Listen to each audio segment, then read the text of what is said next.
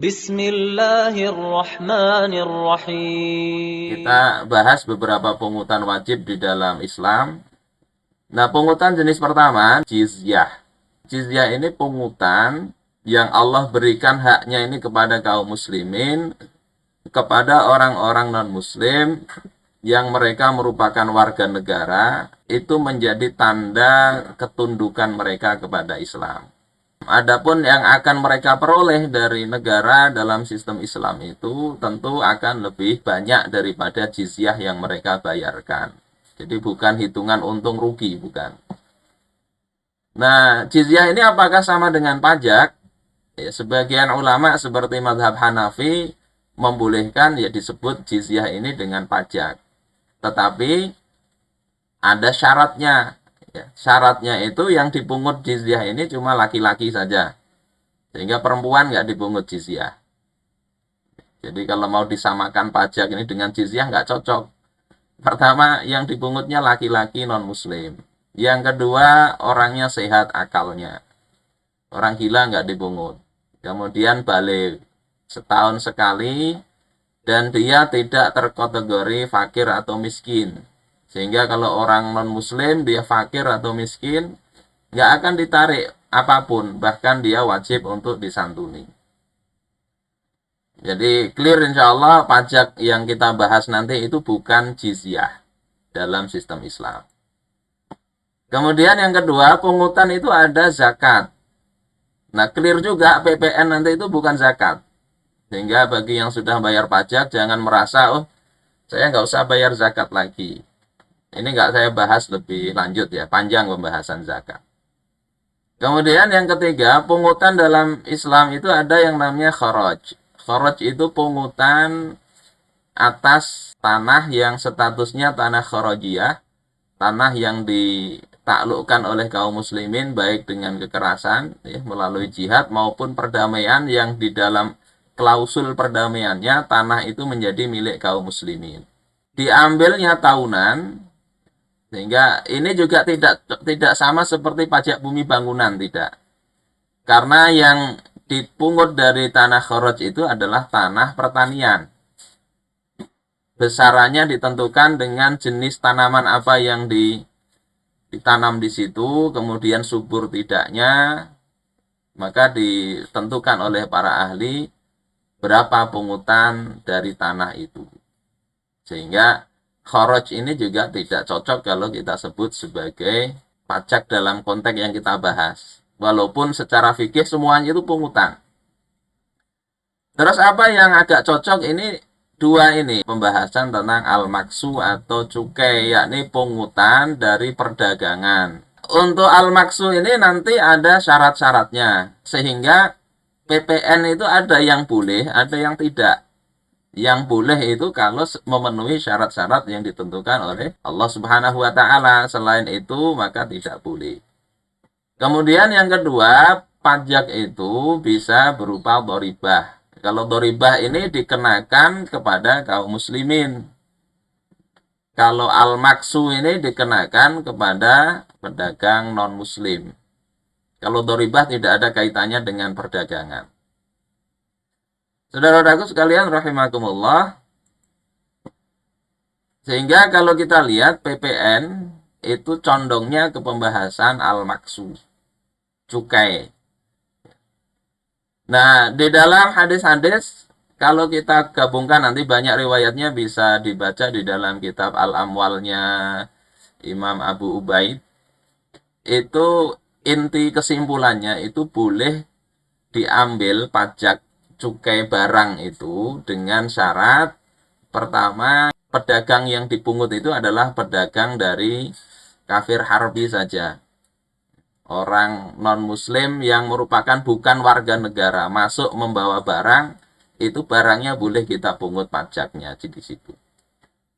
Kemudian yang kedua itu didasari muamalah bil misli atau muamalah sepadan. Artinya kalau pedagang kita masuk ke sana dipungut pajak cukai, pedagang mereka ke sini itu baru boleh kita pungut cukai. Kalau tidak maka juga tidak. Ini dua hal yang sangat penting untuk diperhatikan. Imam Abu Ubaid di dalam Al-Amwal itu menjelaskan ada riwayat-riwayat yang kaum muslimin itu juga dipungut cukai.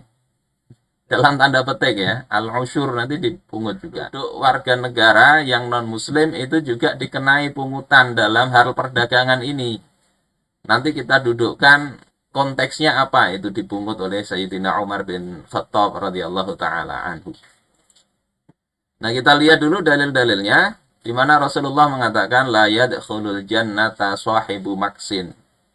Tidak akan masuk surga pemungut bea cukai. Al-Baghawi menyatakan terkait dengan hadis itu, yuridu bi sahibil maksi, yang disebut dengan pemungut pajak itu siapa? Beliau katakan alladzi ya'khudhu minat tujar, yakni orang-orang yang memungut dari para pedagang idza marru alaihi maksan. Jika pedagang itu melewati dia. Jadi misalnya jaga perbatasan, pedagang lewat dipungut. Dipungut apa? Maksan. Yakni pajak atau cukai atau pungutan biismil usyur ay az-zakah. Dengan sebutan itu usyur. Usyur itu 1/10 atau zakat. Jadi kadang sebutannya ini zakat, ini usyur. Itu sahibu maksin atau sahibul maks. Kemudian Al-Hafidz Al-Munziri sebagaimana dikutip oleh Imam Ibnu Hajar Al-Haytami Asy-Syafi'i, beliau mengatakan ammal an fa innahum ya'khuduna maksan bi ismil usyur.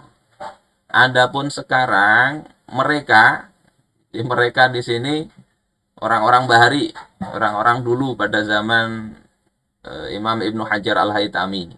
Kalau sekarang sepertinya kurang lebih. Fa'innahum yakhuduna maksan. Mereka itu sesungguhnya mengambil cukai itu biismil usyur, dengan sebutan usyur. Wa maksan akhara laisa lahu ism. Dan juga ada pungutan lain yang tidak ada namanya. Jadi sudah mulai dulu ada begitu. Sejak zaman jahiliyah itu pedagang-pedagang dipalakin, kalau kita bahasa kasarnya itu dipalak, baik yang memalak itu individual ataupun sebuah institusi resmi pada masa itu. Kemudian beliau katakan bal syai'un ya'khudunahu haraman wa suhtan. Bahkan yang diambil itu adalah sesuatu yang itu haram. Wa ya'kulunahu fi butunihim nara. Mereka memakan apa yang mereka pungut itu, di dalam perut mereka itu adalah api neraka. Hujjatuhum fihi dahidatun inda rabbihim. Alasan mereka kelak di depan Allah Subhanahu wa taala itu dahidah, yakni batilah. Batil, enggak akan diterima. Wa alaihim ghadabun, kemurkaan Allah atas mereka, walahum adzabun syadid, dan bagi mereka itu azab yang sangat pedih. Jadi ini untuk pungutan ini perlu hati-hati. Karena salah-salah kita walaupun nyebutnya bukan maks, bukan usyur, kita sebut ganti namanya, tetap saja kalau realitasnya itu tidak syar'i, itu termasuk yang diancam oleh Rasulullah Sallallahu Alaihi Wasallam dalam hadis ini. Nggak masuk surga. Saudara-saudaraku sekalian rahimakumullah. Terus yang boleh yang seperti apa? Nah, ini ada riwayat dari Abdurrahman bin Ma'qil. Aku bertanya kepada Ziyad bin Hudair, "Man kuntum ta'syurun?" Siapa orang yang kalian ambil usyur? Yakni yang dikenai cukai itu siapa? Karena kalau kita lihat masa Nabi nggak ada. Masa Abu Bakar nggak ada. Yang pertama memungut cukai ini adalah masa kekhilafahan Umar bin Khattab. Sehingga kalau kita mau menjadikan dalilnya ya itu ijma' sahabat pada masa Umar, tetapi ada ketentuannya tadi yang sudah saya ringkaskan di bagian awal tadi, dua tadi. Dari mana? Dari siapa kalian itu memungut usyur, atau usyur ini tadi 1/10, 10%. Qala maka Ziyad mengatakan ma kunna na'syuru musliman. Tidaklah kami itu memungut pajak dari muslim. Wala mu'ahidan, tidak juga orang yang ada perjanjian, yakni kafir mu'ahid atau kafir dhimmi. Maka kemudian kukatakan, kata Abdurrahman bin Ma'qil, faman kuntum ta'syurun. Lalu kepada siapa engkau itu mengambil, kalian itu mengambil usyur? Maka beliau katakan, ya, tujarul harb, pedagang kafir harbi, orang luar, non muslim, bukan warga negara yang masuk ke dalam kekhilafahan Umar bin Khattab. Terus di sini kama kanu ya'syurunana, sebagaimana mereka itu memungut cukai dari kami idza atainahum, ketika kami itu mendatangi mereka. Jadi ini prinsipnya begitu. Diambil dari kafir harbi, bukan muslim, bukan kafir zimmi. Prinsipnya tadi, kalau kita dipungut, kita boleh pungut. Saudara-saudara sekalian rahimakumullah. Terus ini ada pernyataan di sini ya. Dari hadis Ibnu Umar ketika ditanya, apakah engkau mengetahui bahwasanya Umar itu mengambil usyur dari kaum muslimin? Maka Ibnu Umar mengatakan, la lam a'lamhu. Aku tidak, aku nggak pernah tahu kalau Umar itu mengambil usyur. Jadi ini menegaskan yang tadi, kaum muslimin nggak boleh dipungut cukai, nggak boleh. Baik dia menjual barang keluar atau memasukkan barang dari luar. Tetapi ada riwayat lain di mana Umar itu menyuruh kaum muslimin itu dipungut, ya. Jadi di sini oleh Abu Ubaid di dalam kitab masih di Al-Amwal. Ini Al-Amwal tulisan Abu Ubaid yang wafat 224 Hijriah. Itu mengatakan ya, innama narahu arada hadza wa lam yuridiz zakah. Sesungguhnya kami memandang yang dimaksud oleh Ibnu Umar bahwasanya Umar itu tidak memungut cukai, itu adalah cukai yang dimaksud pungutan-pungutan itu selain zakat. Jadi yang boleh dipungut dari kaum muslimin, pungutan dari barang yang dijual itu kalau itu zakat, begitu. Sederhananya begitu. Makanya dikatakan wa kaifa yunkiru dzalika wa qad kana Umar wa ghairuhu minal khulafa ya'khudunaha indal a'tiyah. Bagaimana Ibnu Umar itu mengingkari kalau Umar itu memungut juga dari kaum muslimin, yakni 2,5%. Jadi di riwayat yang lain begitu, dari kaum muslimin dipungut 2,5%, dari kafir dhimmi dipungut 5%, dari kafir harbi dipungut 10%. Terus kok ada riwayat Ibnu Umar itu mengatakan nggak ada pungutan. Maka yang dimaksud itu pungutan al-maksu, cukai. Nah, yang 2,5% itu adalah zakat di sini. Makanya yang hadis ini makunna na'syiru musliman wala mu'ahidan innama arada an nakunna na'khudhu minal muslimina rub'al usyur. Jadi yang diambil oleh Umar itu adalah rub'al usyur, 1/42,5% dari kaum muslimin. Wa min ahli dhimmah nisfal usyur, dari ahli dhimmah setengah usyur, setengah dari 1/10 atau 5%. Insya Allah clear begitu. Ini sebagaimana riwayat yang lain. Diambil dari kaum muslimin, dari setiap 40 dirham, itu 1 dirham.